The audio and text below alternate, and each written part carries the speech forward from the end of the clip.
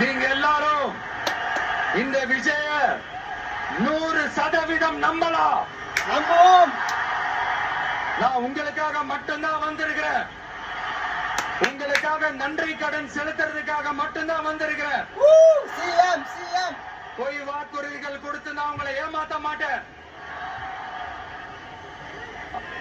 CM CM CM CM அதனால உங்க அண்ணனுக்கு, உங்க தம்பிக்கு, உங்க மகனுக்கு, உங்க பிள்ளைக்கு